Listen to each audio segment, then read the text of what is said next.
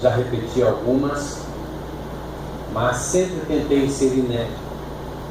Sempre tentei falar a necessidade da igreja e sempre tentei ser o mais criativo possível para que vocês não entrassem em um estado de vegetatividade enquanto eu pregava. Mas essa semana eu disse a Deus que, se fosse possível, vocês guardarem. Se vocês não guardaram, e muitos não guardaram, é verdade. Se fosse possível, vocês guardarem pelo menos essas 3 últimas mensagens, eu já ficaria muito satisfeito. Porque eu sei que, se vocês guardarem estas 3 últimas mensagens, a de hoje, a da semana que vem e a mensagem do dia 10, se vocês conseguirem guardar, eu acho que vocês terão uma ferramenta muito legal para conduzir vocês aí na vida espiritual. Não que eu esteja dizendo que os últimos 26 anos e meio de mensagens foram em vão. Não. Não. Eu me lembro uma história agora. O som vai ficar fugindo, então me dá um outro microfone.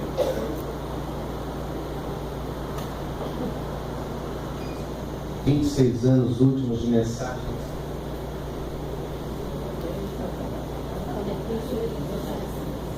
É complicado, né? Tudo ao vivo é uma loucura.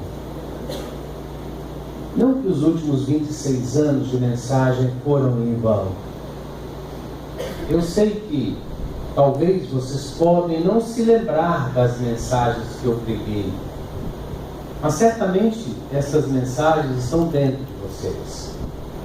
Eu me lembro agora de uma história verdadeira, verídica, que aconteceu nos Estados Unidos. Uma rádio evangélica local criou um concurso para que os maridos pudessem ligar e falar bem das suas esposas. E aí alguns maridos ligaram, algumas esposas ligaram, e ligou um determinado camarada dizendo: olha, depois que eu ouvi esses maridos falando e elogiando as suas esposas, eu cheguei à conclusão que eu realmente tenho que me separar da minha esposa, porque eu estou casada com ela há 20 anos, eu não me lembro de nada que ela cozinhou para mim nesses últimos 20 anos. Para falar a verdade, eu não me lembro o que ela cozinhou a semana passada, ontem, para mim. E ela já cozinha para mim há 20 anos. Eu não me lembro de nada do que eu comi que ela fez. Eu acredito que eu não a amo. Se eu a amasse, eu teria guardado o que ela pregou, o que ela cozinhou. Então eu acho que eu tenho que me separar da minha esposa. Pouco tempo depois ligou um camarada dizendo assim: olha, eu queria responder para aquele rapaz que não se lembrou do que a esposa cozinhou para ele. E dizer para ele que, mesmo que ele não tenha se lembrado do que ela cozinhou, ele só está vivo hoje porque ela cozinhou e ele comeu. Né?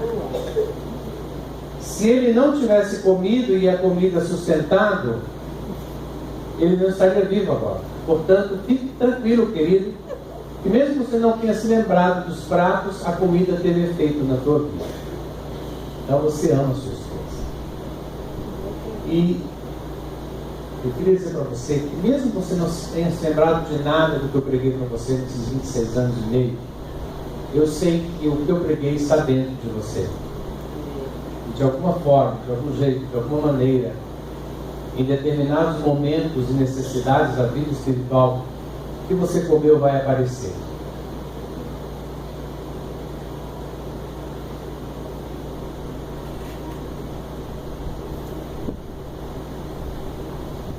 Foram centenas de pregações.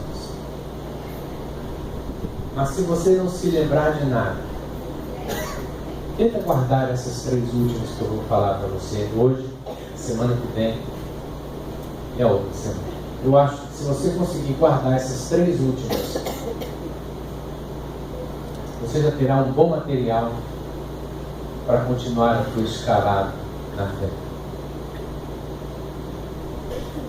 Eu quero falar justamente sobre inteligência espiritual. Eu não posso falar em inteligência espiritual ou falar sobre vida espiritual se eu não abordar ou não der destaque ao que eu considero como fundamental, primordial, a quem almeja algum tipo de vida espiritual, que é oração, leitura bíblica, frequência à Igreja de Cristo Jesus. Você que está me ouvindo agora, eu tenho tido o privilégio de ter um auditório cheio todos os domingos. Algumas vezes eu olho para vocês e não reconheço alguns. Mas para você que está aqui hoje e está me ouvindo, eu quero dizer para você que eu não acredito em vida espiritual de qualquer pessoa sem oração, sem leitura bíblica e sem frequência à Igreja de Cristo Jesus. Não acredito.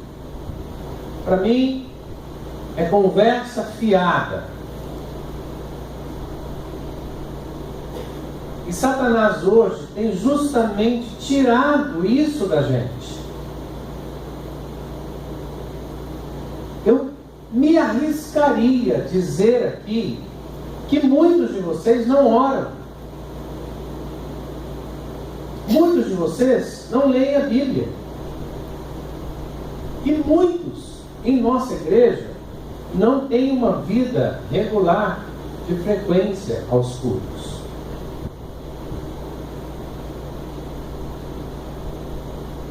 Mas eu ficaria muito feliz se este fosse um câncer da Igreja Batista do Bom Retiro. Se fosse um câncer no corpo da Igreja Batista do Bom Retiro. Infelizmente, esse câncer está espalhado pelo corpo de Cristo. O que eu estou dizendo com isso? Eu estou dizendo que, em minha modesta opinião, com raríssimas exceções, a maioria dos cristãos não ora, não lê Bíblia. E hoje vai à igreja conforme o seu calendário pessoal. Volto a dizer, infelizmente, não é um câncer no corpo da Igreja Batista do Bom Retiro. É um câncer no corpo chamado Igreja de Jesus Cristo. Então eu não consigo, irmãos, de verdade, eu não consigo.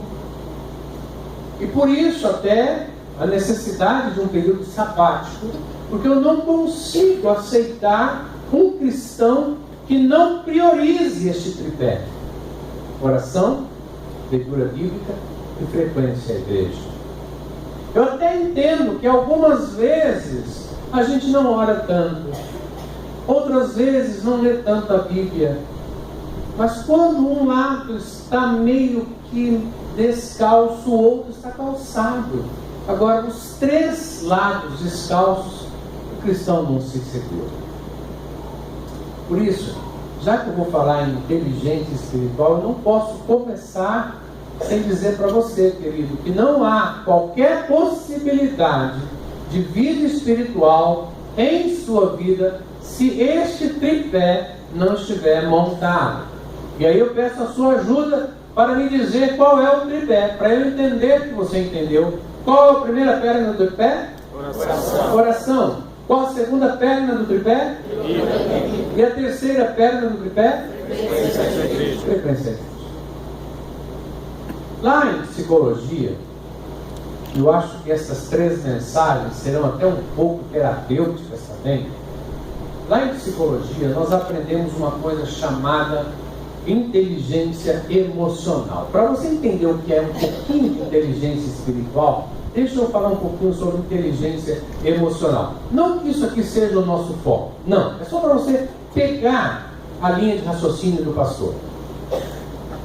Lá em psicologia nós aprendemos sobre uma coisa chamada inteligência emocional. Ou seja, é como eu emocionalmente me percebo. É como você se percebe, se vê emocionalmente. E para que eu tenha noção de como eu sou emocionalmente, a psicologia me dá duas áreas para eu pensar. A primeira delas é a intrapessoal, é como eu sou comigo mesmo, como eu lido comigo mesmo. Que tipo de relacionamento eu tenho comigo mesmo? A segunda área que a psicologia me dá é a interpessoal, é como eu me relaciono com o outro, como eu vejo o outro,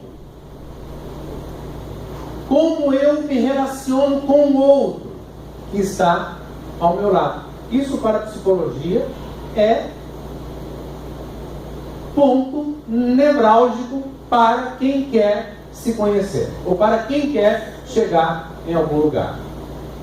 O que a psicologia está dizendo, meu querido? Que você pode ser muito bom, você pode ser um profissional 10, incrível, maravilhoso, capacitado, técnico, mas se você não souber se relacionar consigo e com o outro, você não presta para o mercado de trabalho.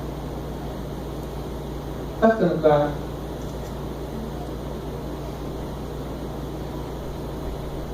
Você pode ser muito bom no que faz, independente do que você faça, mas se você não sabe se relacionar com você mesmo e com o outro, certamente você vai perder muito da vida. Eu achei muito interessante uma canetada que o prefeito de São Paulo deu recentemente dos taxistas. Ele declarou que o taxista não pode conversar com o motorista, com o passageiro. E você fala, mas como é que um prefeito pode dar uma canetada de que um profissional na área de táxi não pode conversar com o passageiro, a menos que o passageiro puxe conversa? É simples. A coisa é muito simples. Porque possivelmente descobriu-se de que muitos motoristas não sabiam o seu limite, a relação dele com ele mesmo. E aí, a sua relação com o outro, que é o passageiro, fica complicada. Mas esse mal a gente pega e percebe em qualquer profissão. Na minha profissão, pastor, não é diferente, queridos. E dentro da IBOR não é diferente. Em outra igreja não é diferente. Algumas vezes nós temos pastores maravilhosos de altares, mas que não sabem se relacionar nos corredores da igreja. Nós temos pastores maravilhosos, mas não sabem tomar um café com vocês. E aí a igreja sofre. E esse pastor não sabe se relacionar, não é à toa. Talvez ele não saiba se relacionar consigo mesmo. Então, se ele não sabe tratar dele, ele não pode tratar você. Então é mais fácil soltar a bucha daqui de cima, porque vocês são obrigados a ouvir. É isso que diz a psicologia. Eu quero falar de inteligência espiritual, mas para isso eu coloquei os nossos 3 slides ali, que é o tripé de uma vida espiritual. Qual que é a primeira mesmo? Segunda? Terceira? Então toda vez que você olhar para o meu slide, você vai ver essas três figuras, dizendo para você que não há vida espiritual sem oração, sem igreja e sem leitura bíblica. Não há. Não há. qualquer outro pastor, qualquer outro teólogo, qualquer outro curioso que pregar para você que estas três pernas podem não existir na tua fé, ele está sendo enviado por Satanás. A oração te revela a Deus, meu irmão. A oração diz para você o que Deus quer da sua vida. E a semana que vem vocês vão aprender, quando eu falar do outro, porque hoje eu estou falando do eu. A semana que vem, quando eu falar do outro, vocês vão aprender que não há como amar o meu irmão se eu não orar. E não é nem orar por ele, é simplesmente orar. Porque amor não é uma coisa que brota simplesmente do nada. A não ser se amor eros. O amor eros, sim. A gente olha para uma garota e né? A gente olha para um garoto e esse é amor eros. A gente simplesmente ama. Não sabe porquê, mas ama. Os outros amores, filéu, ágape, é preciso plantar e é preciso regar. Mas também dentro da inteligência espiritual, nós somos obrigados a dar 3 passos. O primeiro dele, qual é, igreja? Está dando para ler aí? Fundão, está dando para ler? Eu tenho muita preocupação com o tamanho da letra por causa do fundão. Às vezes lá atrás a gente não percebe direitinho a letra. Está dando para ver aí o fundão? Então, o primeiro passo para eu me entender espiritualmente é intrapessoal. Eu comigo mesmo, que é o que nós vamos abordar hoje. O segundo passo é interpessoal, que é o que nós vamos abordar a semana que vem. E o terceiro passo, que é interdivinal, eu com Deus. Nós falaremos dia 10. E tem que ser nessa ordem, me perdoe. Precisa ser nessa ordem. Porque eu não posso me relacionar bem com o meu irmão se eu não me relaciono bem comigo. E eu não posso me relacionar bem com Deus se eu não me relaciono bem comigo e com meu irmão. O próprio Deus diz isso para mim quando diz: ei, camarada, você que veio trazer a sua oferta, deixa ela no altar. Volta aí, acerta com o teu irmão, depois vem da tua oferta. Sabe o que Deus está dizendo? Cara, não há laço entre você e eu, se não houver laço entre você e seu irmão. Então, espiritualmente, querido, olha para mim aqui. Espiritualmente, eu preciso necessariamente seguir esse padrão de conduta. Eu preciso espiritualmente me resolver comigo mesmo, espiritualmente resolver-me com meu irmão e espiritualmente resolver-me com Deus. Então vamos para o nosso primeiro passo, que é o intrapessoal. Eu comigo mesmo. Mas sempre levando em consideração, se eu estou falando de inteligência espiritual, eu vou estar abordando a área espiritual. Ok? Se alguém levantar a mão e falar: pastor, como é que eu posso resolver meus problemas de neurose? Eu vou mandar você procurar um psicólogo. Aqui eu estou falando de relacionamento espiritual. Então, o que seria, dentro da área espiritual, essa primeira ferramenta que eu estou te dando, a intrapessoal, seria: eu preciso me amar. Olha, gente, eu não sei se algum dia eu já disse isso para vocês, ou vocês já ouviram um outro pastor dizendo, mas eu preciso me amar, eu preciso me perdoar, e eu preciso me aceitar para receber o melhor de Deus. Para mim mesmo. Não é pouco. Para mim mesmo. Não é pouco.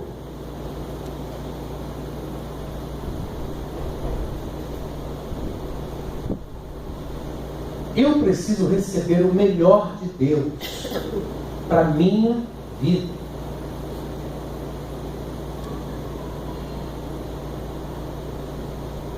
E o inverso também é verdadeiro no intrapessoal. Ou seja, se eu não me perdoar, se eu não me amar, se eu não me aceitar, ninguém ao meu lado terá o meu melhor. Está ficando claro? ninguém ao meu lado terá o meu melhor, mesmo que eu ame essa pessoa que está do meu lado. Eu recebo pacientes nos meus consultórios me dizendo isso. Eu amo essa pessoa, mas eu não consigo viver ao lado dela. Porque não é uma questão só de amar o outro, é uma questão de amar a si mesmo. Não é uma questão só de aceitar o outro, é uma questão de aceitar a si mesmo. Não é só uma questão de curar o outro, é uma questão de curar a si mesmo. E a vida espiritual não tem como ela transitar livremente dentro de mim se eu carrego estas coisas.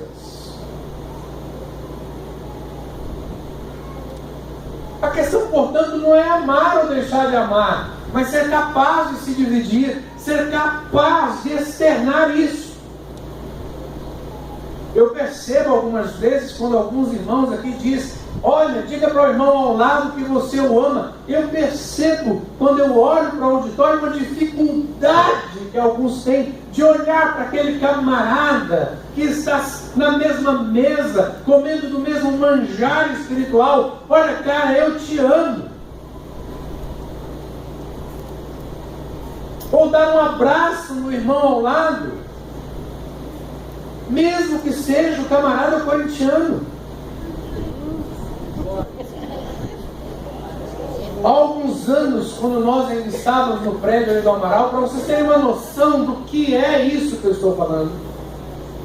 Há alguns anos, quando ainda estávamos no prédio do Amaral, eu estava atrás de uma escada e uma criança, que na época era criança, hoje ela toca aqui no altar com a gente. Uma criança chegou no seu pai e disse assim: pai, o senhor beijou o pastor porque eu vi. E nenhum dos dois sabia que eu estava ali atrás da escada. Nem a anta do pai e nem o inocente do filho. E aí o pai disse assim: eu beijei o pastor. Mas pai, o senhor me disse que homem não beija homem.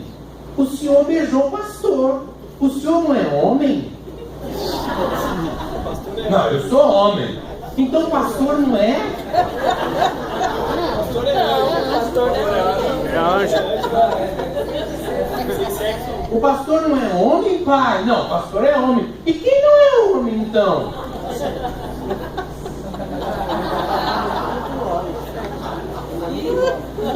Eu estou ali atrás da escada ouvindo esse diálogo de duas antas. Uma anta pai, a outra anta filho. E a anta filho toca aqui no altar da gente hoje. É disso que eu estou falando.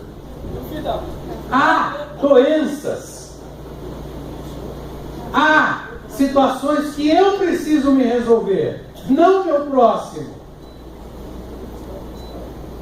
Sou eu que tenho que olhar para dentro de mim mesmo e acertar alguns ponteiros para que eu possa amar o outro livremente. E amando o outro livremente, eu vou amar quem? Deus. Externar esses sentimentos que estão dentro da gente. Olha, querido, talvez você esteja aí, você que é um pouco mais pensativo, esteja aí dizendo: mas pastor, quer dizer que se eu não tiver esses 3 passos intrapessoal, interpessoal, intradivinal, eu não vou ser um bom cristão, não vou ter o céu, não vou para o céu? Não, porque a graça e a misericórdia de Jesus nos alcança todos os dias. Meu irmão, você vai para o céu, você vai ficar num bom lugar no céu, você vai receber um corpo celestial. Ninguém questiona isso, porque o passaporte que você precisava, você já tem, que é aceitar Jesus Cristo como Salvador da tua vida. Mas eu estou falando do melhor de Deus. Olha o que diz esse texto aqui: porque Ele, Deus, faz raiar o sol sobre maus e bons, sobre justos e injustos. Ou seja, independentemente do que você tem dentro de você, independentemente do que você carrega espiritualmente dentro de você, você será abençoado, porque Deus derrama as misericórdias dele sobre todos. Mas eu não estou falando dessas misericórdias, eu não estou falando disso daqui, eu não estou falando do básico que vem sobre todos, eu estou falando de 1 Coríntios 2,9. E 1 Coríntios 2,9 diz assim: todavia, como está escrito, olho nenhum viu, ouvido nenhum ouviu, mente nenhuma imaginou, o que Deus preparou para aqueles que o amam. É disso que eu estou falando. De que curado, espiritualmente falando, transformado, internamente falando, você pode ver coisas e ouvir coisas que ninguém, talvez até o seu lar, conseguirá alcançar. E aí, como bons batistas que nós somos, nós nos levantamos para criticar os pentecostais, porque aquelas velhinhas de coque se levantam e dizem: eu falei com Deus essa noite. Como você não falou, então você acha que ninguém mais fala. Essa é a grande verdade. Como as tuas limitações espirituais internas são assustadoras e elas não te permitem andar em direção ao trono de Deus, então ninguém mais consegue andar, porque você acha, você entende que ninguém vê essas coisas aqui.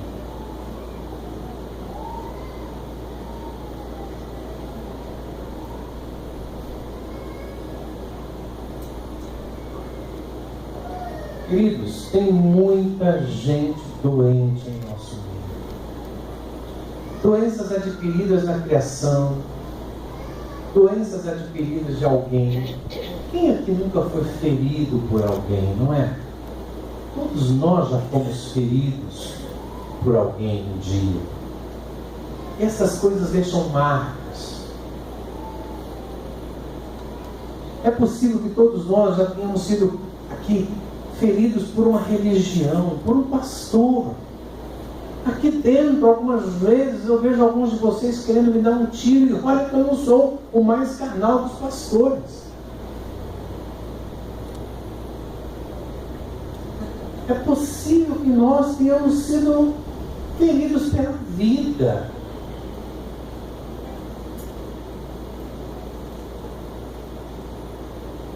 E se nós não cuidarmos disso, espiritualmente falando, essas coisas nos impedirão de nos conhecermos. E se eu não me conheço, como eu posso adorar ao meu Deus? Tem muita gente que não se ama em nosso meio. Tem pessoas aqui que se acham feios. E tem muita gente feia aqui, é verdade. Tem muita gente aqui que está descontente com seus corpos, que está descontente com seus passeios, com seu cabelo. Cabelo é uma coisa que é neura para todo mundo hoje, pelo menos para a maioria. É verdade. Cabelo é cabeça. Eu conheço uma pessoa que vai no cabeleireiro e volta igualzinha.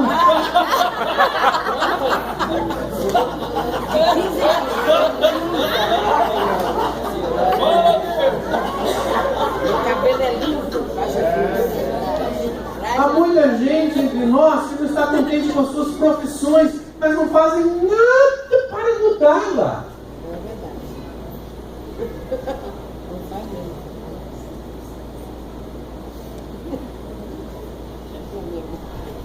Eu ouço de alguns de vocês e até de alguns pastores, amigos meus, frase mais ou menos assim: olha aqui para mim.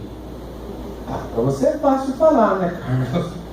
Você tem profissão. A impressão que eu tenho é que um dia eu acordei, tinha um pacote do meu lado escrito psicólogo. Aí eu abri uma carta de Deus: olha, estou te dando de presente. Então, a gente, nosso meio, que não está contente consigo, não é com o outro, querido. Não é com você que o cara não é feliz, é com ele. Só que ele desemboca em você. Por isso não aceite esse lixo que vem do outro, não. Eu não aceito lixo de ninguém.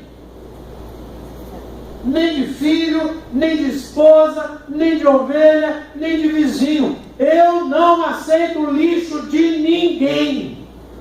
Isso pode até me tornar antipático, arrogante aos olhos de alguns. Mas eu não aceito, porque eu sei a dificuldade que é tentar encontrar um padrão espiritual e seguir nele.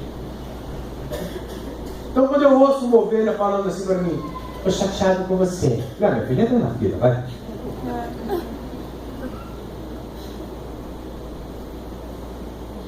Você beijou ela e não me beijou. Querida, você estava na fila para se beijar? Não, então vai para o inferno.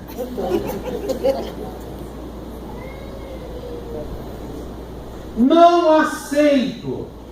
Porque a maioria do povo de Deus não se preocupa em orar, não se preocupa em ler Bíblia, não se preocupa em frequentar a igreja, e aqueles que o fazem ainda são errados.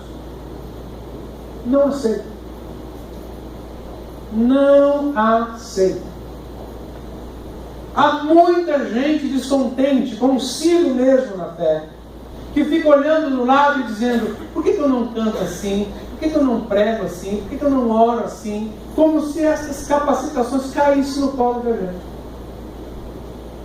Olha, tem uma irmã aqui na igreja, eu não vou citar o nome, porque é uma questão ética. Há coisas que você não pode citar nome por uma questão ética. Outras a gente cita.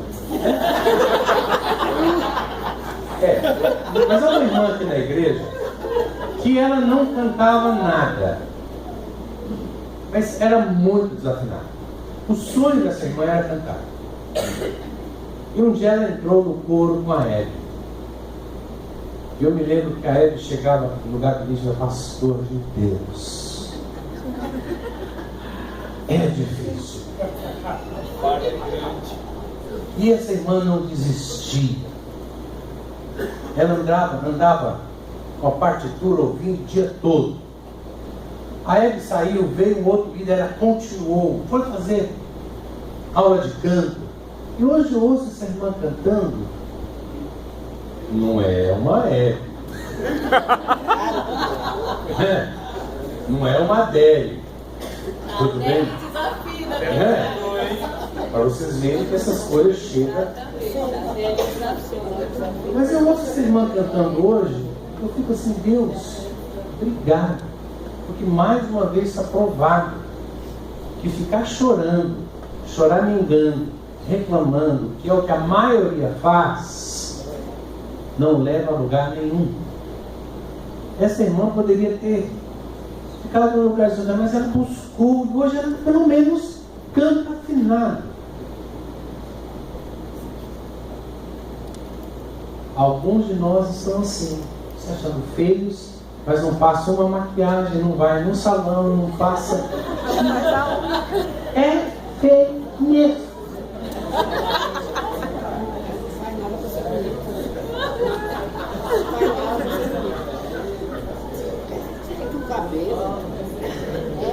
Olha, para mim, há algumas pessoas que são abençoadas por Deus na questão do quesito beleza, e a gente não discute isso. Há algumas mulheres, alguns rapazes da TV, da mídia, das igrejas, que é bonito de qualquer jeito, até com mau ar. Mas outros, ou pelo menos a maioria, precisa. Atenção aqui, irmãs casadas. Precisa curar esse mal. Isso é espiritual. Isso é espiritual. Quando eu me olho, eu me vejo feia, sem graça. Feio, sem graça. E eu não quero mudar esse status quo. Não é só uma questão de, não estou afim. É uma questão espiritual isso. Quando eu olho para a minha vida e ela está sem graça, sem direção, eu faço o que não gosto, mas ao mesmo tempo eu me sento numa praça para esperar o tempo passar, ou para ser adepto, fiel da filosofia do grande filósofo brasileiro Zeca Pagodinho, Deixa a vida me levar. Isso é espiritual.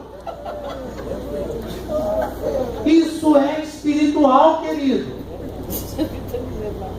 Porque se há uma coisa que a espiritualidade faz na vida do homem de Deus, é querer que ele fique mais bonito, mais próspero, mais perto de Deus em todos os aspectos. Tem muita gente que não se ama. E se eu não me amo, como é que eu vou dizer para o meu irmão ao lado que eu amo? Fala para mim. Se eu não me amo, como é que eu vou dizer para Deus que eu amo? Olha o que diz o texto. Os 10 mandamentos simplificados nesse único versículo, quando os fariseus hipócritas e escribas chegam para Jesus e dizem: e aí, qual dos 10 mandamentos? Você cumpre os 10 mandamentos? Qual é a tua, Jesus? Ele fala: olha, ame o Senhor seu Deus de todo o teu coração, de toda a tua alma, força, entendimento, e ao próximo.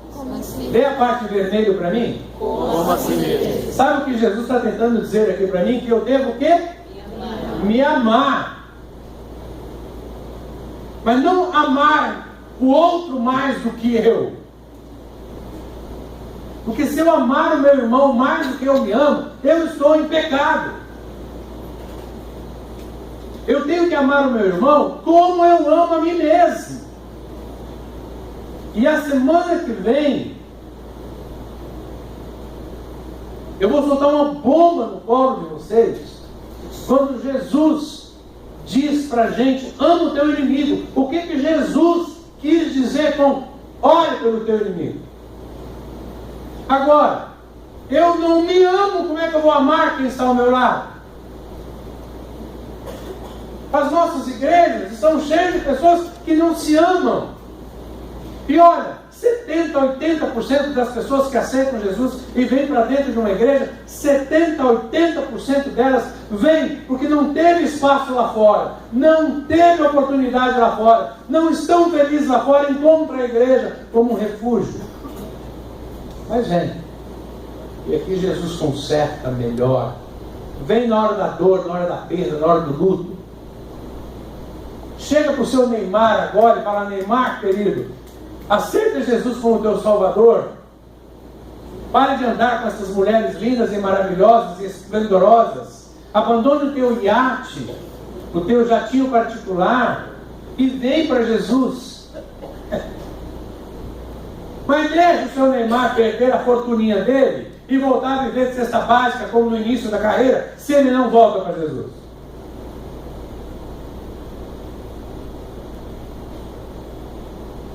Você que acha que oração, leitura bíblica e frequência à igreja não é tão importante, deixa Jesus te colocar em cima de uma cama, meu querido.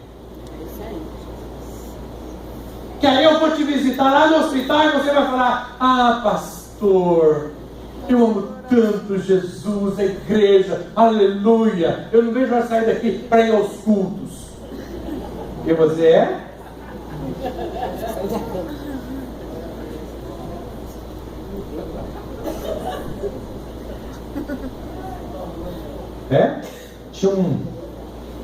Tem uma senhora que ela não é da nossa igreja, mas eu a admiro. Primeiro que eu a amo profundamente.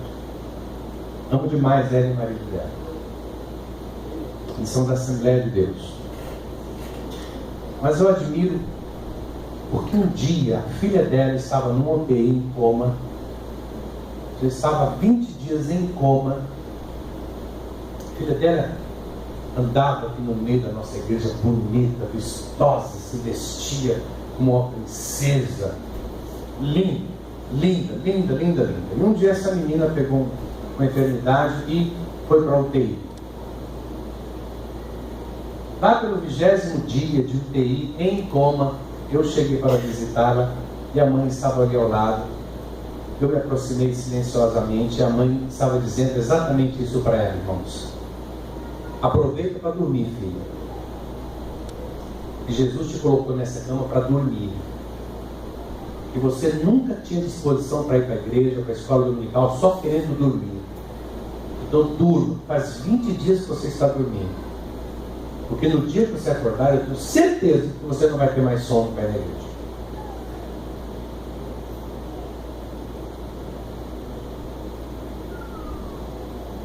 Doeu? Para você que acha que igreja não é importante, que todo feriado você quer emendar, deixa Jesus te colocar numa cama, colocar o teu filho numa cama,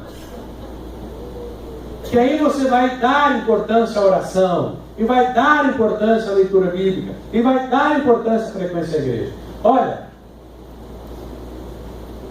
tem muita gente amargurada, magoada, ferida, tudo queada em nosso meio.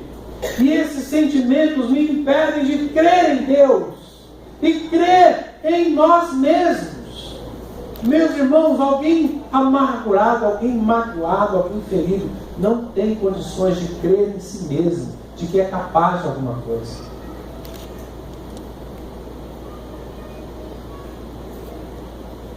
Nossas igrejas estão cheias disso, de gente assim. 20 anos de igreja, irmã pode orar? Ai, não sei, estou com uma dor, uma mágoa no coração de Zequinha. Quem é Zequinha, irmã? Foi meu ex-marido que morreu faz 20 anos. Minha irmã, pelo amor de Deus.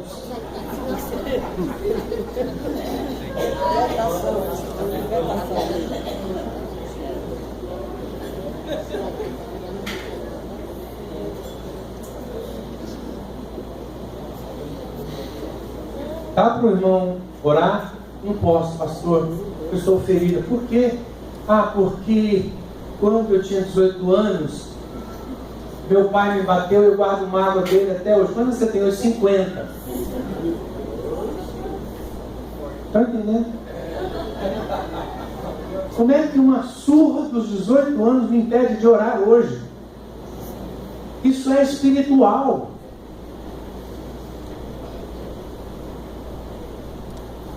Isso é espiritual. Não é mais simplesmente um psicólogo sentar na tua frente e fazer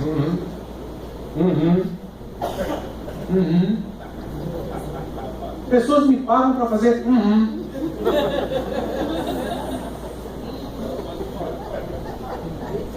Não é somente uma questão de ter um trauma, já é Satanás aí, mexendo os seus sentimentos, tirando eles do lugar, e você está dentro de uma igreja e não consegue entender que o nosso Deus faz novas todas as coisas.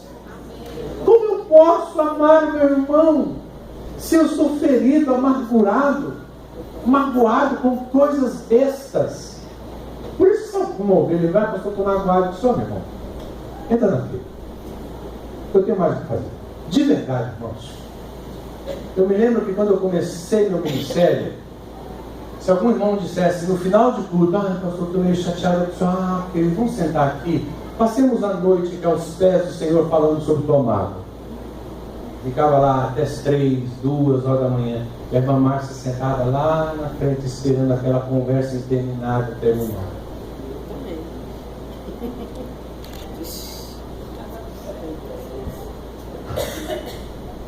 Aí você pega hoje uma pessoa que não vem na igreja,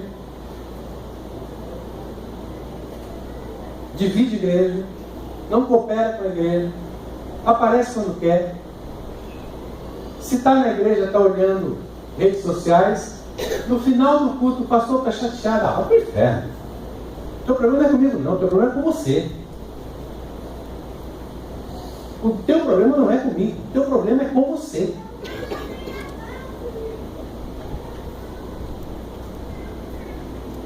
Está ficando claro? E aí o pastor tem que resolver essa bucha? Não. O pastor não tem que resolver essa bucha porque ela é tua. O pastor pode ser uma ferramenta para te ajudar. O irmão ao lado pode ser uma ferramenta para te ajudar. Mas se você, meu querido, não se livrar desse troço, quem vai sofrer é você. Há um ditado chinês aí, eu não gosto de usar ditados numa mensagem, mas é uma coisa muito séria isso. Há um ditado chinês que diz assim, que idiota é a pessoa que toma veneno todos os dias, achando que é o outro que vai morrer. Quer que eu repita? Idiota é a pessoa que toma veneno todos os dias, achando que quem vai morrer é o marido. É o filho, é o pastor, é a igreja, é o irmão da igreja, é o vizinho. E aí, no culto, levanta a mão, aleluia, glória a Deus. Para de falsidade, Deus não aceita isso. Deus não aceita isso.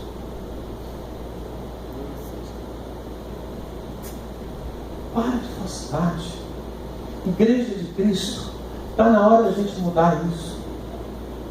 Eu não estou falando só dar embora, não, porque o egocentrismo é tão grande na igreja que é possível que algumas pessoas que estão dizendo, está falando de mim, querido, você acha, numa boa, você acha que eu ia perder a minha semana fazendo mensagem para falar só com você? Cara, eu te pararia no corredor e falaria na lata. Mas eu estou dizendo que esse câncer ele está espalhado pela igreja de Jesus. Olha o que diz o texto aqui em Hebreus. Cuidem de que ninguém exclua da graça de Deus. Daquela graça que nós falamos agora há pouco. Que nenhuma raiz de amargura brote e cause perturbação, contaminando alguns. Amém? A pessoa lá atrás disse amém. Está vendo? Por isso que eu falo que lá atrás o pessoal não tem o slide. Contaminando a muitos. Olha só, uma pessoa feliz, aquela que termina o culto e está 10, louvor 10, pregação 10, nossa, hoje o céu desceu na igreja, aleluia. Essa pessoa, ela contamina no máximo 2 ou 3 pessoas durante a semana. Mas a pessoa amargurada, crítica, murmurenta, ela contamina de 7 a 8 pessoas. Percebeu a diferença? Se ao teu lado tem alguém murmurento, crítico, amargurado, descontente com a vida, é capaz dele contaminar você. Por isso é importante até você escolher ao lado de quem você se senta. Eu não me sentaria ao lado de algumas pessoas que não estão sério. Quando eu não estou pregando, eu escolho onde eu vou sentar. Porque se eu me sento ao lado de alguém assim, meu irmão, você está numa igreja, eu paro. Ou você descruza esse braço e canta ou sai para fora. Se eu me sento ao lado que está vasculhando redes sociais, eu pego a pessoa.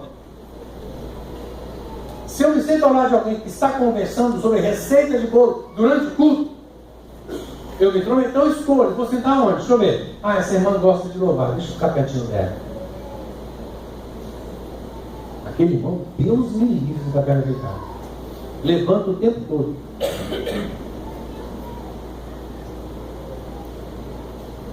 Aí você vem dizer que é o culto que não foi bom, não é? O pastor que não estava preparado, o louvor que não estava legal, tudo estava ruim, só você estava bom. Né? Outro dia eu perguntei para uma irmã ali, irmã, estava tudo ruim hoje. Estava tudo ruim.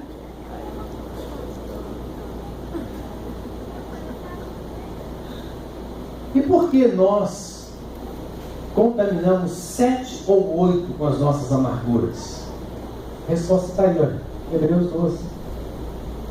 Cuidem de que ninguém os arranque da graça de Deus, que nenhuma raiz de amargura brote e cause perturbação, fazendo o quê? Porque a gente faz isso. E isso é espiritual. Está na hora de alguém olhar na tua cara e falar que isso não pode ser simplesmente casualidade, vida, herança genética. Isso é espiritual, meu irmão. Está na hora de alguém ter coragem, quando eu estou indo embora, está na hora de alguém ter coragem de falar para você que o teu problema é conversão.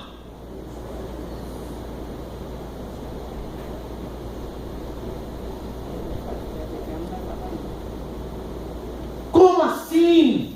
Eu assumo assumo um compromisso com Deus e fico levando Deus em banho-maria. Como assim? Isso é falta de conversão. É espiritual. É problema interno teu, meu querido. Não é igreja. Você pode sair daqui e ir para outra igreja. Grande, pequena, média. Mas a porcaria e o lixo que está dentro da tua vida vai continuar. E daqui 6 meses eu te encontro por aí e te digo, e aí? E a igreja nova? Ah, não tá bom. Ah, não era o Bom Retiro o problema? Eu achei que era o Bom Retiro.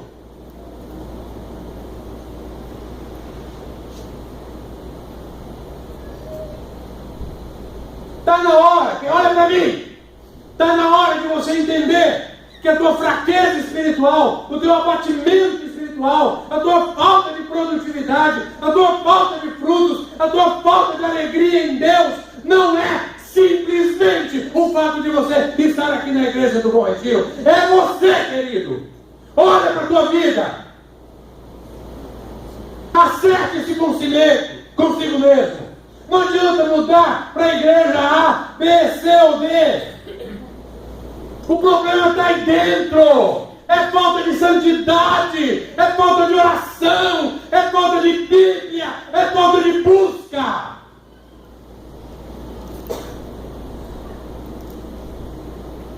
Porque se alguém vem me dizendo, eu vou mudar de igreja porque na outra igreja eu posso, olha que eu te dou uma carona.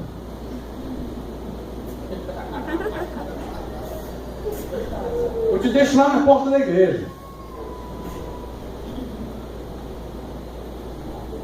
Mas também eu digo, querido, se for para mudar de igreja, e se é a mesma porcaria que você é lá, aqui, sei lá, fica aqui, pelo menos aqui a gente conhece.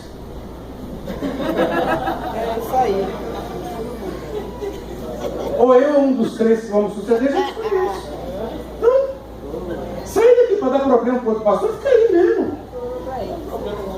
Está logo aqui. Eu vou para lá porque lá fala em línguas. Com a santidade que você tem, você vai falar em 2 dias. Aí eu vou para lá pegar para o monte lá. Com a santidade que você tinha, o monte vai mudar de lugar. Eu vou para lá porque lá eu acho que Deus pode me usar mais. Claro, com essa vida de entrega que você tem, Deus vai te usar de montão lá. Punha juízo no lugar, querido. O problema não é externo, é interno. O problema não é o outro, o problema é você. O problema não é a igreja, o problema sou eu. O problema não é o pastor.